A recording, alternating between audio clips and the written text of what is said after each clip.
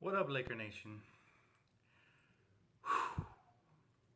My goodness, what an ass whooping we just received by the Houston Rockets. We lose to a team, and I know the Houston Rockets are good.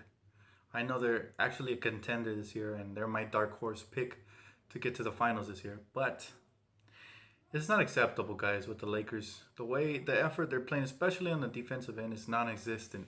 We're basically waltzing back in transition. We're walking. The body language on all the players, including my guy D'Angelo, is horrible, guys. The only player that played good and hard today was Julius Randle, but still, the defense is not great.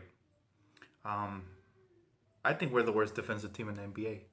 And we were supposed to make strides this year. We were supposed to have gotten Mozgov for defense, and dang, that obviously didn't work out. They've now been benched for the rest of the season, but I can't believe we're getting thrashed like this, man. What are they doing, guys? What are the Lakers doing? We're supposed to be competing. These guys are supposed to be fighting for their job. There's a new GM. Magic Johnson took over. What are they doing? It's like they don't even want to be here. And at this point, I'm gonna tell you this: I wouldn't be shocked if the GM trades a lot of these young players away. Um, I wouldn't be shocked if D'Angelo's gone because ever since being benched, he hasn't fought anymore. He hasn't even tried to get his position back. It's like he's given up, and I'm really disappointed in him. Even though he's one of my favorite players on the Lakers, I'm disappointed in the fact that he doesn't even try anymore. He just basically, when he throws a pass, he just like flings it, kind of like that guy in the park that doesn't want to be playing basketball, but you just pick him up because you need an extra guy, and he's just going through the motions. That's what D'Angelo's looking right now, like, and it's not a good look. He's a professional. And he needs to stay professional. As you guys know, I always vouch for him, but his body language is horrible right now. He's playing worse than a D leaguer. A D leaguer tries harder than this. So I wouldn't be shocked if he got traded this summer. I know the kid has a world of potential. That's why it hurts me. But if he's not going to put forth the effort, he's not going to reach that potential. And that's the disappointing part. As far as Randall, I'm impressed by his performance, but I'm not really that impressed for multiple reasons because uh, he doesn't play defense still, guys. He tries hard on offense, but it's like he saves his energy for the offensive end, and he just on defense we get dunked on, we get laid up on in transition. There's nobody back there. Randall is supposed to be one of the last lines of defense, and he's always out of place and out of position. There's no communication on the court. It's horrible to watch this product of basketball. And I know we're tanking, guys, but come on.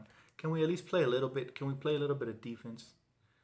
I don't know, man. This is disheartening to watch. These guys are playing for the Lakers. You're supposed to have pride, joy, and excitement every single night. Man, at this point, I would take guys like Shannon Brown, Trevor Ariza over a lot of the talent we have because at least when they were on the Lakers, they were always trying really hard and playing hard and making it exciting for Laker fans to watch. Jordan Farmar, these guys are champions. These kids, I don't know honestly if they have it in them because they pout a lot, and that's not good. Pouting isn't good. You're supposed to pick yourself up and try harder. If at first you don't succeed, try again, right? That's how it goes, anyways, and that's what's supposed to happen. But man, I'm having a tough time dealing with their effort, guys. Especially like I said, defensively, and all the turnovers are horrendous. Like guys just throwing the ball away. It almost seems like I can protect the ball better, even though I'm not an NBA player. By just limiting my dribbling. These guys over dribble and then they get caught in the air and they turn it over, or they just throw crazy passes that just fly out of bounds or get intercepted. It's not good. It's not good for the Lakers. It's not good for their future. Brandon Ingram is still improving. I like what he did tonight, even though he cooled off after reaching 18 points. He was really efficient though, and his jump shot looks a little bit better. He looks like he's releasing it quicker, which is good for him. Um, he plays a passing lane sometimes here and there, but still, we're getting beat too much. We're not running back.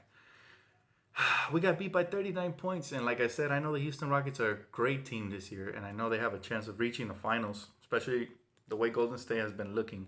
The only, but I'm not saying this for sure, right? I'm not saying because you still have San Antonio, you can never disrespect them. right? But Golden State looks weak right now, and if Kevin Durant doesn't come back in time, that Houston Rocket team looks it's an offensive juggernaut, and I can definitely see them reaching the finals if everything goes well for them. But man, it's just bad news for the Lakers. This it's not the most disappointing game of the year, but it's pretty close. And Julius, we know you have it in you, man. We know when you don't rely too much on the jump shot and you stay aggressive and you attack the rim, you're pretty hard to stop. Even though this is a weaker defensive team, they still have good defenders, and Julius did work. He banged inside and he dropped a career high 32 points. Good for him. Good for Julius. Good individual achievement. Ivica Zubac, he struggled a little bit, but I just felt like this type of game was at a quicker pace in the future. Once he loses weight and he's able to run up and down the court a little bit better, he'll be suited for these kind of games. You know, the Houston Rockets like the running gun. They're on the Mike D'Antoni. And by the way, Mike D'Antoni is a great offensive coach. We disrespected the crap out of him here in LA, but that was only because we didn't have the right system that fit him. Again, Jim and Mitch are idiots. They didn't know how to put the same pair of shoes on if you put them in front of them. They don't know how to tie their shoelace. These guys are freaking idiots. And they didn't do anything right. They set us up for failure by loading us up with bad contracts this summer, and I don't even want to talk about them anymore. Just come on, man, Lakers, you guys have to try harder. This is a message to D'Angelo Russell. D'Angelo, you got benched. Tough shit. And this is my first time ever cursing on the channel, but I have to say it. Tough shit, man. Man up and play ball, you know? I thought you were better than this. I definitely know you're better. You're capable of being tougher than this. This new age, these new era superstars, oh my goodness, man. Somebody said it in my comment section. You have to hold their freaking hand. It's annoying. Like, and I'm not calling D'Angelo a superstar, but these new era young players, it's like, I knew once he went to the bench, his confidence was going to be shot, and that's what I didn't want, you know? He was playing so great, but still, no excuse for D'Angelo to come out like this and just basically go through the motions. He looked like a damn zombie out there. Jordan Clarkson always plays hard. I got to give him props for that, whether he's on the bench or starting. Honestly, that's the kind of player I want to build around. I'm starting to lose faith in D'Angelo just because of his effort, not because of his skills. The kid is talented. I believed in him since day one, and he still has a world of talent. But I'm starting to think Byron Scott was right. It's up here. He might not have it up here, and that's horrible, man. That's horrible because we deserve better as Laker fans. You're supposed to give us 110%. It is an honor to wear the gold armor. It's an honor.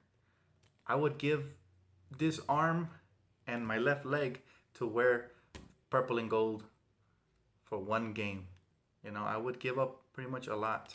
So that tells you how much it means to the fans, and it should mean even more to the players because they have a privilege that we the fans don't have. You know, not all of us were gifted with height and athleticism. You know, yeah, you could work hard and be close, but it's a 1 in a million chance that you make a beautiful storied franchise like the Lakers franchise. And if you're D'Angelo Russell, if you're Julius Randle or anybody, Nick Young, anybody who just goes through the motions, you don't deserve to be here, you know, as a Laker. Like I said, I support anybody who plays their hardest. Corey Brewer always plays his hardest. Look at him. He never gives up. He's always in the passing lanes. He's sneaking around behind defenders, getting steals, even when the game's out of reach. That's the kind of players I want on the team. Jordan Clarkson, to me, has the golden ticket because he always plays. He's the most efficient young player we have on the team. And he always plays really hard, and I appreciate him for that. Julius Randle, he's a 50-50. You don't know if he's going to put up 5 points or 30. He's very capable of being a big-time player, and once he realizes that and just puts his head down and attacks and mixes it up by spraying the floor and getting that jump shot better, the better it is for all of Laker Nation. But as of now, disappointing game, guys. Tell me what you guys think in the comments below. Comment, like, subscribe, and check out my second channel. I'll be dropping a video later on tonight reviewing the Nintendo Switch. I finally got my hands on one today. My girlfriend bought me one so I can play because I haven't been able to play nothing. But with the Switch controllers, I'm able to grasp it with this hand. So it's all good, guys. Definitely check out my second channel and subscribe to that as well. And I'll catch you guys after the next game. Peace.